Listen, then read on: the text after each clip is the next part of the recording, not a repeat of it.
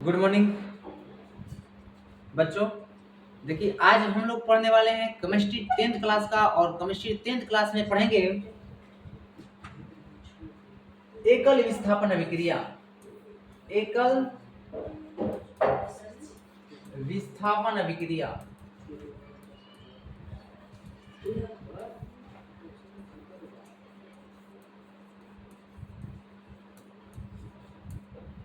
चलिए, एकल विस्थापन अभिक्रिया किसे कहते हैं, इसमें क्या होता है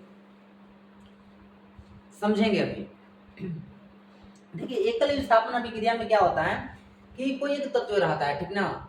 और जैसे कि हम ले लेते हैं एक तत्व में Fe ले लेते हैं, Fe आयरन।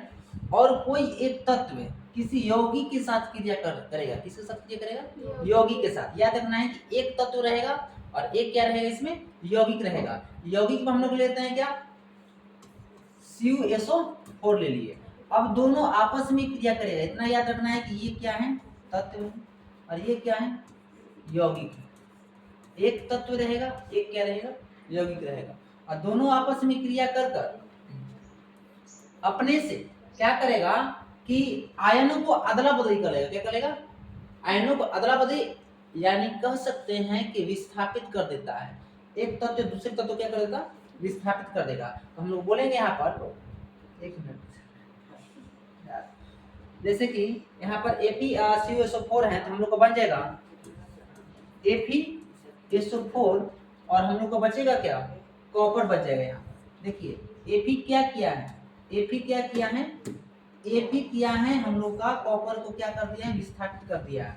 और कॉपर के जगह पर क्या हो गया है, Fe हो गया है। और अब हम लोग को क्या बचेगा, कॉपर हो जाएगा। क्या हो जाएगा, कॉपर। ये हो जाएगा विस्थापन अभिक्रिया। तो विस्थापन अभिक्रिया की परिभाषा यदि हम लोग लिखेंगे तो बोल सकते हैं विस्थापन अभिक्रिया की परिभाषा में क्या, देखिए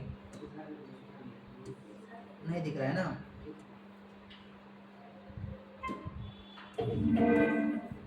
परिभाषा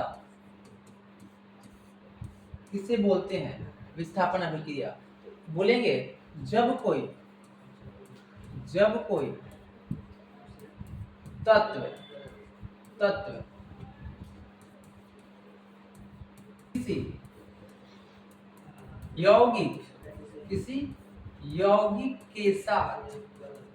यौगिक के साथ क्रिया करके क्या करता है, उसके आयनों का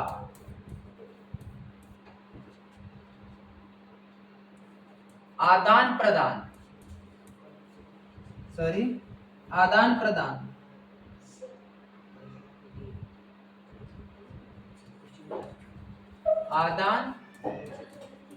करता है। मतलब बोल सकते हैं अदला बदली बोल सकते हैं, ठीक ना। क्या बोल सकते हैं, अदला बदली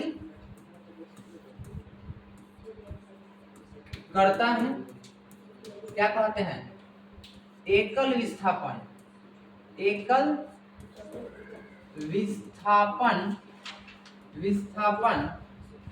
एक मिनट, एकल विस्थापन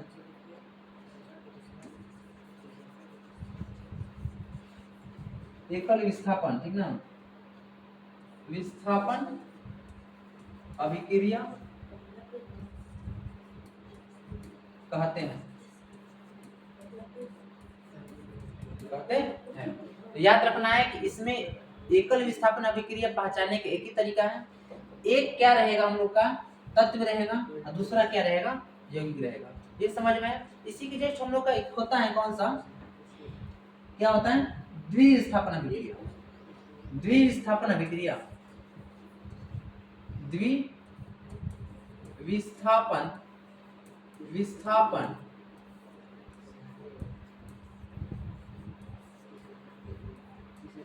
अभिक्रिया। अब समझेंगे द्विविस्थापन अभिक्रिया में क्या होता है। देखिए द्विविस्थापन अभिक्रिया में दोनों इसमें यौगिक रहेंगे। एकल विस्थापन अभिक्रिया में क्या पता है, एक तत्व और एक क्या रहेगा, यौगिक रहेगा। लेकिन द्विविस्थापन अभिक्रिया में क्या हम लोग रहेंगे, दोनों को दोनों क्या रहेंगे, यौगिक रहेगा, ठीक ना। चलिए तो चलेंगे, इसका उदाहरण जैसे लेते हैं, इसमें दिया है हम लोग का, दिया रहेगा, मान लेते हैं एक्स दिया रहेगा, एक्स वाई, और क्या दिया रहेगा, ए बी। ये एक यौगिक हुआ और ये एक यौगिक हुआ।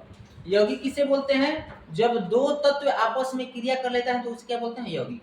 इसमें दो तत्व हैं और इसमें दो तत्व हैं, क्या करेगा, अब ये अपने आयनों का अदला बदली कर लेगा।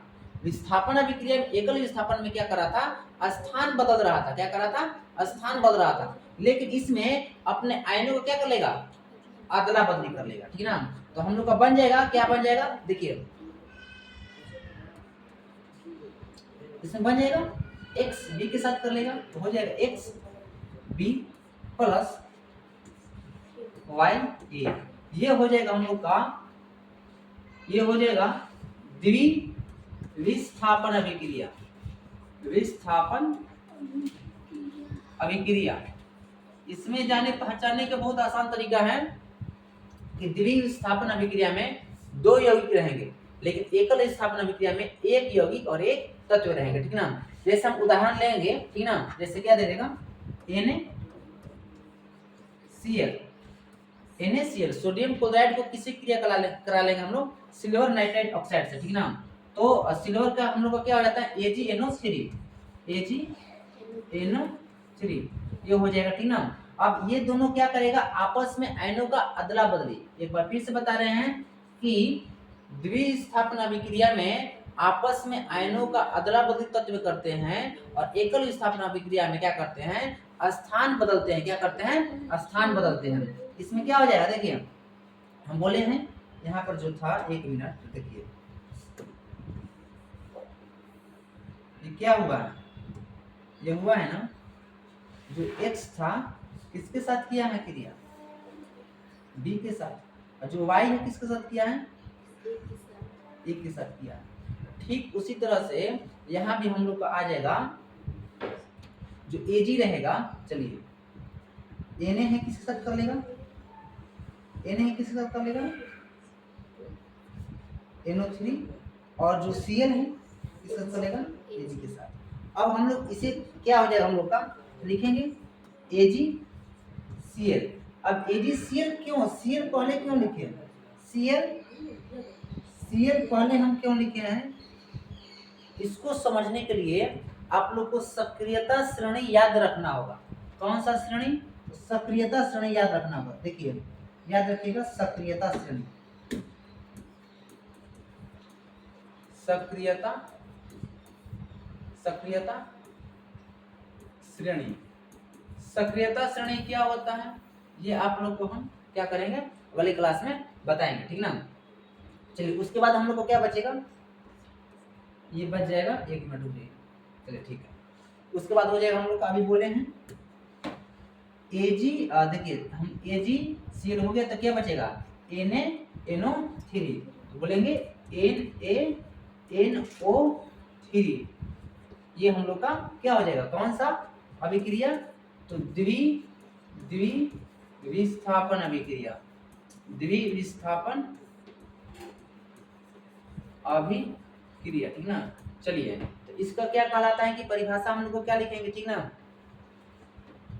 तो बोलेंगे जब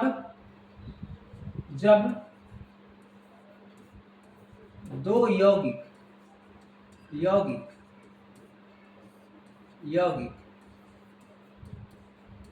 आपस में क्रिया करके,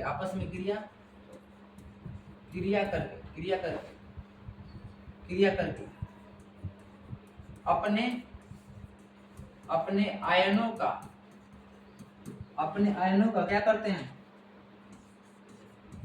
अदला बदली करते हैं, क्या करते हैं, अदला बदली करते हैं, उसे क्या कहते हैं, द्विविस्थापन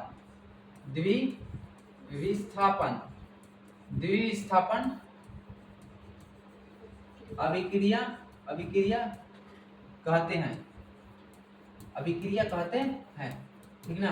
तो ये किसके अनुसार चलता है, द्विविस्थापन अभिक्रिया किसके अनुसार चलता है, सक्रियता श्रेणी, बोल सकते हैं या इसके अनुसार हम लोग का द्विस्थापन कौन सा तत्व किसके साथ संयोजन करेगा। जैसे यहाँ पर समझिए हम बोले हैं x किसके साथ करेगा, b के साथ, y करेगा के साथ, a के साथ करेगा।